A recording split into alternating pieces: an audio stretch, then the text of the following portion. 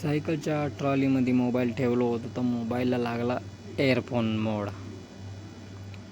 जाऊ द्या म्हणलो, आता लागला तर लागला, काय करू, चला म्हणलो आता मंदिरात. मग मी निघालो मंदिराकडे सायकल काढायचा प्रयत्न तर केलो पण काही निघाला नाही. जाऊ द्या म्हणलो, आता असेच बनवूया व्हिडिओ. आणि पहिलंच गेलो महादेवाच्या मंदिरात.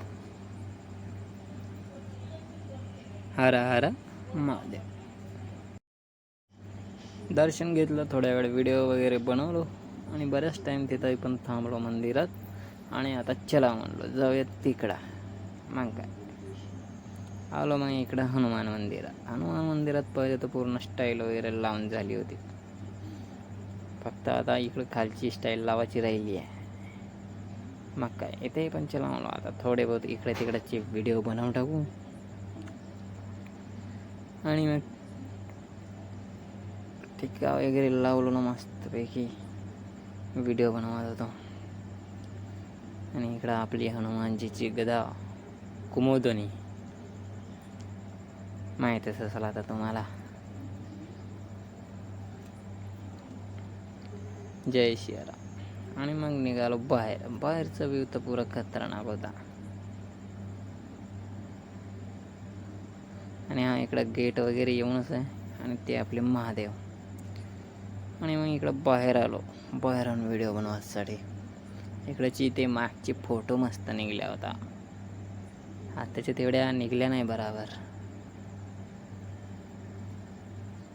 तरी पण काढायचा प्रयत्न केलो. आणि मग आलो इकडं महादेवाच्या मूर्तीकडे.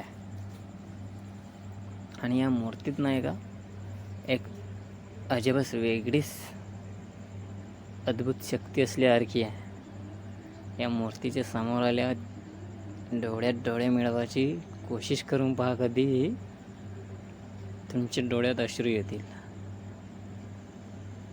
कारण की मी जेव्हा आलो तेव्हा असं केलो, मला एक वेगळीच फिलिंग वाटली.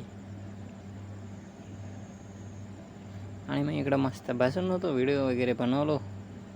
आणि इकडं आपले साईबाबा आणि इकडं मागून तर पुरे खतरनाक दिसत होते. हर हर महादेव. आणि मग तिकडं आले आपले कमलेश भाऊ वगैरे, त्याचे 2-3 फोटो काढलो.